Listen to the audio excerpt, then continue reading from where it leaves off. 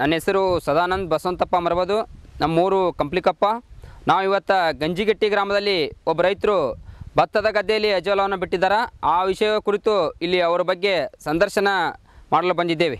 ನಮಸ್ಕಾರ. ನಮಸ್ಕಾರ. ನಿಮ್ಮ ಸಂಕ್ಷಿಪ್ತ ಪರಿಚಯ ಮಾಡಿಕೊಡ್ತೀರಾ? ಆಯ್ತು ರೀ. ನಮ್ಮ ಹೆಸರು ಈರಣ್ಣ ಪಕ್ಕೀರಪ್ಪ ಜಂಗಳಿ ಅಂತೇಳ್ರಿ. ನಾವು ಕಲಘಟಗಿ ತಾಲೂಕು ಗಂಜಿಗಟ್ಟಿ ಗ್ರಾಮದವರು. ನಮ್ಮ ಮನೆಯಲ್ಲಿ ಒಟ್ಟು 9 ಜನ ಇದ್ದೀವಿ ರೀ. ಮತ್ತು ದನಗಳು ಒಂದು 2 ಎತ್ತು ಅದಾವೆ ರೀ, 1 ಆಕಳ, 2 ಎಮ್ಮೆ ಅದಾವೆ ರೀ. ನಮ್ಮದು 4 ಎಕರೆ ಜಮೀನು ಐತೆ ರೀ. ನಾವೆಲ್ಲರೂ ಒಕ್ಕಲ್ತನ ಮಾಡ್ತೀವಿ ರೀ. ಈರಣ್ಣವ್ರ, ನೀವು ಎಷ್ಟು ದಿನಗಳಿಂದ ಈ ಒಂದು ಅಜೋಲವನ್ನು ಭತ್ತ ಗದ್ದೆಗೆ ಬಿಟ್ಟುಕೊಂತ ಬಂದಿದ್ರಿ? ನೋಡಿ, 1 ವರ್ಷದಿಂದ ಇದನ್ನು ಭತ್ತದ ಗದ್ದೆಗೆ ಉಪಯೋಗಿಸಕಂತೀವಿ ರೀ. ಹೋದ ವರ್ಷ ಮುಂಗಾರಿನಲ್ಲಿ ಭತ್ತ ಬಿತ್ತನೆ ಮಾಡಿದ್ವಿ. ಆ ಭತ್ತ ಗದ್ದೆಯಲ್ಲಿ 2 ಸಲ ಭತ್ತ ಗದ್ದೆ ಬರು ಹೊಡೆದು ಆಮೇಲೆ ನೀರಾಗಿಂದ ಹೊಡೆತ ಮಾಡಿ ನೀರು ಕಟ್ಟಿಂದ ಈ ಅಜೋಲನ ಭತ್ತ ಗದ್ದೆಗೆ ಬಿಟ್ಟಿವ್ರಿ ನಾವು. ಆ ಬಿಟ್ಟ ನಂತರ ಅದು 15-20 ದಿವ್ಸಕ್ಕಂದ್ರೆ ಎಲ್ಲ ಕಡೆಗೂ ಪೂರ ಭತ್ತ ಹಾಳಿಗೆ ವ್ಯಾಪರಿಸ್ಕೊಂತ್ರಿ. ಪೂರ ಬೆಳವಣಿಗೆ ಆತ. ಬೆಳವಣಿಗೆ ಆಗಿಂದ ಮುಂದೆ ಅದು ಇಳುವರಿ ಭತ್ತ ಚಲೋ ಬಂತ್ರಿ. ಮುಂದೆ ಕಟಾವು ಮಾಡಿಂದ ಅದನ್ನು ಮತ್ತೆ ಹೊಳ್ಳಿ ನೆಗಲ ಹೊಡೆದು ಮತ್ತೆ ಭೂಮಿಗೆ ಸೇರಿಸಿದ್ವಿ ರೀ. ಅದು ಭೂಮಿಗೆ ಸೇರಿಸಿಂದ ಮತ್ತು ನೆಟ್ಟಿ ಹಚ್ಚಕ್ಕೆ ಎಲ್ಲ ಭೂಮಿ ತಯಾರು ಮಾಡಿದ್ವಿ. ನೆಟ್ಟಿ ಹಚ್ಚಕ್ಕೆ ಭೂಮಿ ತಯಾರು ಮಾಡಿಂದ ಮತ್ತು ಹೊಳ್ಳಿ ನಾಟಿ ಮಾಡಿದ್ವಿ.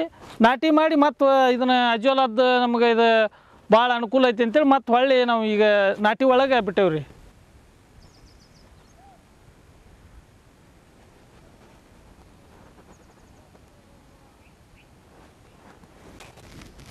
ಈರಣ್ಣವ್ರು, ನೀವಾಗ ಭತ್ತದ ಗದ್ದೆಗೆ ನೆಟ್ಟಿ ಇದು ಅಜೋಲ ಬಿಡ್ತಾನೆ ಅಂತ ಹೇಳಿದ್ರಿ. ನೆಟ್ಟಿ ಹಚ್ಚಿದ್ದಕ್ಕೆ ಏನು ನೆಟ್ಟಿಗೆ ಹಚ್ಚಿದ ನಂತರ ಏನು ಅಜೋಲ ಬಿಡ್ತಿರೋ, ಮತ್ತು ಈಗ ಭತ್ತ ಬಿತ್ತಿರ್ತಾರಲ್ಲ ಅದಕ್ಕೆ ಅಜೋಲ ಯಾವಾಗ ಬಿಡಬೇಕು ಅನ್ನೋದನ್ನು ನಮಗೆ ತೋರಿಸ್ಕೊಡ್ರಿ. ಈಗ ನಟಿ ಒಳಗೆ ಅಜೋಲ ಯಾವ ಪ್ರಕಾರ ಬಿಡಬೇಕು ಮತ್ತು ಬಿತ್ತನೆ ಮಾಡಿದ್ದಕ್ಕೆ ಯಾವ ಪ್ರಕಾರ ಬಿಡಬೇಕು ಅನ್ನೋದನ್ನು ನಾವು ಮಾಹಿತಿ ತಿಳಿಸ್ತೀವಿ. ಬರ್ರಿ. ಅಜೋಲ ಬಿಡ್ತೀರಾ ಈರಣ್ಣವ್ರು ಇದಕ್ಕೆ? ಹೌದು ರೀ. ಈಗ ಅಜೋಲ ಬಿಡ್ತೇವೆ ರೀ. ಎಷ್ಟು ಕಡೆ ಬಿಡ್ತೀರಿ ಹೆಂಗಿದೀನಿ ನೀವು? ಇದನ್ನು ಒಂದು ಹಾಳು ಐತೆ ಅಂದ್ರೆ ರೀ ಭತ್ತ ಗದ್ದೆ, ಹ್ಞೂ ರೀ, ಒಂದು 2-3 ಕಡೆಗೆ ಇದನ್ನು ಅಜೋಲವನ್ನು ನಾವು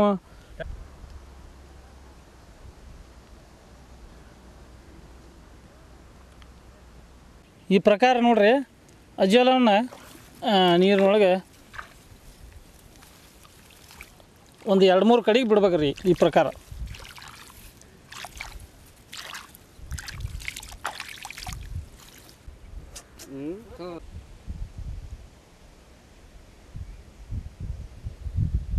ಈ ಪ್ರಕಾರ ಒಂದು 2-3 ಕಡೆಗೆ ನೀರಿನಲ್ಲಿ ಅಜೋಲನ್ನು ಬಿಡ್ಬೇಕು ನೋಡ್ರಿ.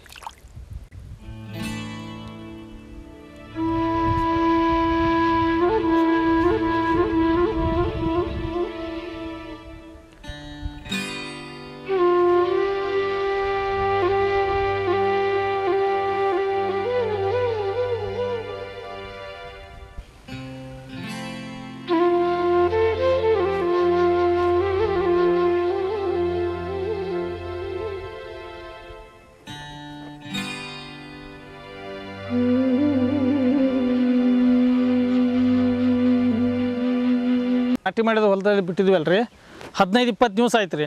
ಅಂದ್ರೆ ಈಗ ನೀವು 15-20 ದಿವಸ ಆತನ್ರಿ ಬಿಟ್ಟಿದ್ರೆ? 15-20 ದಿವಸ ಆಯ್ತು ರೀ. 15-20 ದಿವಸ ಅಂದ್ರೆ ಈ ಪ್ರಕಾರ ಇದು ಭೂಮಿಯಲ್ಲಿ ಇದ್ರ ಬೆಳವಣಿಗೆ ಭಾಳ 20 ದಿವಸದಿಂದ ಈ ನಟಿ ಒಳಗೆ ಅಜೋಲವನ್ನು ಬಿಟ್ಟಿದ್ವಲ್ಲ ರೀ ಸ್ವಲ್ಪ ಪ್ರಮಾಣದಲ್ಲಿ. ಅದು ಈಗ ಎಲ್ಲ ಕಡೆಗೂ ವ್ಯಾಪಿಸ್ಕೊಂಡೈತೆ ನೋಡ್ರಿ ಈ ಪ್ರಕಾರವಾಗಿ.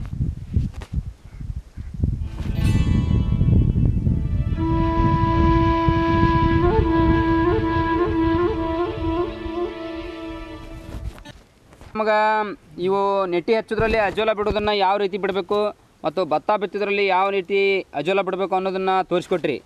ಈ ಒಂದು ನೆಟ್ಟಿ ಹಚ್ಚಿದ್ರೊಳಗೆ ಅಜೋಲ ಬಿಡೋದ್ರಿಂದ ನಿಮಗೇನು ಉಪಯೋಗ ಆಗಿದೆ ಅನ್ನೋದನ್ನು ಸ್ವಲ್ಪ ನಮ್ಗೆ ಹೇಳ್ರಿ. ಹೇಳ್ತೇನೆ ರೀ. ನೋಡಿರಿ, ಈಗ ಭತ್ತ ಬಿತ್ತಿದ್ರಲ್ಲಿ ಆಗಲಿ ನಾಟಿ ಮಾಡಿದ ಭೂಮಿಯಲ್ಲಿ ಆಗಲಿ ಈ ಅಜೋಲ ಬಿಡೋದ್ರಿಂದ ಭಾಳ ರೀತಿಯಿಂದ ಉಪಯೋಗ ಐತೆ ರೀ. ಮೊದಲನೇದಾಗಿ ಕಳೆ ನಿಯಂತ್ರಣ ಆಕತ್ತೆ ರೀ. ಇದು ಅಜೋಲ ಎಲ್ಲ ಕಡೆಗೆ ವ್ಯಾಪರಿಸ್ಕೊಳ್ಳೋದ್ರ ನಂತರ ಕಳೆ ಬರೋದಿಲ್ಲ ರೀ ಜಾಸ್ತಿ. ಮತ್ತು ಇನ್ನೊಂದು ಮುಖ್ಯವಾದ ಉಪಯೋಗ ಅಂದ್ರೆ ಇದು ಸಾರಜನಕ ಒದಗಿಸ್ತದೆ ರೀ ಬೆಳೆಗಳಿಗೆ. ಈ ಯೂರಿಯಾ ಏನು ಕೆಲಸ ಮಾಡ್ತೈತಲ್ಲ ರೀ ಭೂಮಿ ಒಳಗೆ, ಆ ಯೂರಿಯಾ ಮಾಡುವಂಥ ಕೆಲಸನ ಇದು ಅಜೋಲ ಭೂಮಿ ಒಳಗೆಲ್ಲ ಸಾರಜನಕ ಒದಗಿಸಿ ಬೆಳೆಗಳು ಸಮೃದ್ಧವಾಗಿ ಬೆಳೀಲಿಕ್ಕೆ ಅನುಕೂಲ ಆಕೈತೆ ರೀ. ಅಂದ್ರೆ ನಿಮ್ಮ ಪ್ರಕಾರ ಈ ಒಂದು ಅಜೋಲಾ ಬಿಡೋದ್ರಿಂದ ಒಂದು ಕಳೆ ನಿಯಂತ್ರಣ ಅಂದ್ರೆ ನಮ್ಮ ಕಳೆದ ಖರ್ಚು ಕಡಿಮೆ ಬರುತ್ತೆ. ಹೌದು ರೀ, ಹೌದು. ಇನ್ನೊಂದು ನಮಗೆ ಬೆಳೆಗೆ ಬೇಕಾಗಿರ್ತಕ್ಕಂಥ ಒಂದು ಸಾರಜನಕವನ್ನ ಈ ಅಜೋಲಾ ಅಂದ್ರೆ ಅದನ್ನ ಸಾರಜನಕ ಹೀರ್ಕೊಂಡು ನಮ್ಮ ಬೆಳೆಗೆ ಕೊಡ್ತೈತಿ. ಹೌದ್ರಿ. ಅದರಿಂದ ನಿಮ್ಗೆ ಈ ಒಂದು ಅಜೋಲಾ ಬಿಡೋದ್ರಿಂದ ಇಷ್ಟು ಉಪಯೋಗ ಆಕ್ಕವು. ಉಪಯೋಗ ಆಕೈತ್ರಿ. ಮತ್ತು ಭೂಮಿಯಲ್ಲಿ ತೇವಾಂಶ ಹೆಚ್ಚಿಗೆ ಆಕೈತ್ರಿ. ಮತ್ತು ಇನ್ನೊಂದು ಮತ್ತು ಈಗ ಹಸಿರು ಎಲೆ ಗೊಬ್ಬರ ಅಂತಾರೆ ನೋಡ್ರಿ, ಆ ಹಸಿರು ಎಲೆ ಗೊಬ್ಬರನು ನಾವು ಬೇರೆ ಕಡೆಯಿಂದ ಗೊಬ್ಬರ ತಪ್ಪಲ ತಂದು ಹಸಿರು ಎಲೆ ಮಾಡ್ತೀವಲ್ಲ, ಅದು ಮಾಡಿದಷ್ಟ ಇದು ಫಲವತ್ತತೆ ಈ ಭೂಮಿಗೆ ಆಕೈತ್ರಿ. ಯಾಕಂದ್ರೆ ರೀ ಎಲ್ಲ ಭತ್ತ ಕಟಾವು ಮಾಡಿಂದ ಮತ್ತು ಹೊಳ್ಳೆ ಭೂಮಿಯಲ್ಲಿ ಸೇರ್ಪಡೆಯಾಗಿ ಭೂಮಿ ಫಲವತ್ತತೆ ಹೆಚ್ಚಿಗೆ ಮಾಡ್ತೈತೆ ರೀ. ಅದಕ್ಕೆ ಭೂಮಿಗೆ ಹಸಿರೆಲೆ ಗೊಬ್ಬರ ಒದಗಿಸ್ದಂಗೂ ಆಕೈತೆ ರೀ ಇದು ಅಜೋಲಾ ಬಿಡೋದ್ರಿಂತ. ಅಂದ್ರೆ ಈ ವರ್ಷ ನೀವು ಬಿಟ್ಟಿರ್ತಕ್ಕಂಥ ಒಂದು ಅಜೋಲಾ ಹೌದು ವರ್ಷ ನಿಮ್ದು ಕಟಾವ್ ಆದ ನಂತರ ಹೌದು ಇದನ್ನ ನೀವು ಉಳುಮೆ ಮಾಡಿಂದ ನಿಮ್ಗೆ ಮುಂದಿನ ಬೆಳೆಗೂ ಇದು ಅನುಕೂಲ ಆಕತಿ. ಅನುಕೂಲ ಆಕೈತಿ. ಇದು ಕಳೆ ನಿಯಂತ್ರಣ ಮಾಡ್ತು, ಮುಂದಿನ ಬೆಳೆಗೂ ಇದು ಹೆಚ್ಚಿನ ಪ್ರಮಾಣದಲ್ಲಿ ಒಂದು ಪೋಷಕಾಂಶವನ್ನು ಒದಗಿಸ್ಕೊಡ್ತೈತಿ ಅಂತ. ಹೌದ್ರಿ, ಹೌದ್ರಿ. ಮುಂದಿನ ಬೆಳೆಗೆ ನಮ್ಗೆ ಹೆಚ್ಚಿನ ಒಂದು ಫಲವತ್ತತೆಯನ್ನು ಕೊಡ್ತೈತೆ ರೀ ಇದು. ಯಾಕಂದ್ರೆ ನಮ್ಮ ಅನುಭವದ ಪ್ರಕಾರ ಹೋದ ವರ್ಷ ಮುಂಗಾರಿನಲ್ಲಿ ಭತ್ತ ಬಿತ್ತನೆ ಮಾಡಿದಾಗ ಇದನ್ನು ಬಿಟ್ಟಿದ್ವಿ ರೀ. ಹೊಡೆತ ಮಾಡಿಂದ ಕೊಟ್ಟು ಹೊಡೆದು ನೀರು ಕಟ್ಟಿಂದ ಬಿಟ್ಟಿದ್ವಿ ರೀ. ಅದಕ್ಕೆ ಭತ್ತ ಕಟಾವಾಗಿಂದ ಪೂರದ ಜಮೀನಿನಲ್ಲಿ ಅಜೋಲಾ ಆಯ್ತು ರೀ ಭತ್ತ ಗದ್ದೆಯಲ್ಲಿ. ಮುಂದೆ ಈಗ ನೆಟ್ಟಿ ಹಚ್ಚೇವಲ್ಲ ರೀ, ನೆಟ್ಟಿ ಮಾಡುವಾಗ ಅದನ್ನು ಪೂರ ರಂಟಿ ಹೊಡೆದು ನೀರು ಕಟ್ಟಿ ರಂಟಿ ಹೊಡೆದು ಕೊಟ್ಟು ಹೊಡೆದು ಪೂರ ಹುದಲಾಗಿ ಸೇರ್ತಾರೆ. ಅದು ಹುದಲಾಗಿ ಸೇರಿ ಈಗ ನಟಿ ನೋಡಿ ಬಂದ್ವಲ್ಲ ರೀ ಈಗ ನಾವು. ಆ ನೆಟ್ಟಿ ಅಷ್ಟು ಫಲವತ್ತತೆ ಮತ್ತು ಅಷ್ಟು ಸಮೃದ್ಧವಾಗಿ ಅಷ್ಟು ಹಸಿರು ಇರಲಿಕ್ಕೆ ಅದು ಹೋದ ವರ್ಷ ಬಿಟ್ಟಂಥ ಅಜೋಲನ ಕಾರಣ ಅಂತ ಹೇಳ್ಬೋದು. ಈಗ ನೀವು ಅಜೋಲದ ಬಗ್ಗೆ ನಮಗೆ ಸಮಗ್ರವಾದಂಥ ಒಂದು ಮಾಹಿತಿಯನ್ನು ಕೊಟ್ರಿ. ಹೌದು. ಈಗ ನೀವು ಯಾವ ರೀತಿ ಅಜೋಲಾ ಬಿಟ್ಟು ನಿಮ್ಮ ಒಂದು ಭತ್ತದ ಬೆಳೆಯನ್ನು ಚೆನ್ನಾಗಿ ತಗೊಂತಾ ಇದ್ದೀರಿ, ಅದೇ ರೀತಿ ಇನ್ನುಳಿದ ರೈತರಿಗೆ ನೀವು ಏನು ಒಂದು ವಿಷಯವನ್ನು ಹೇಳಕ್ಕೆ ಬಯಸ್ತೀರಿ?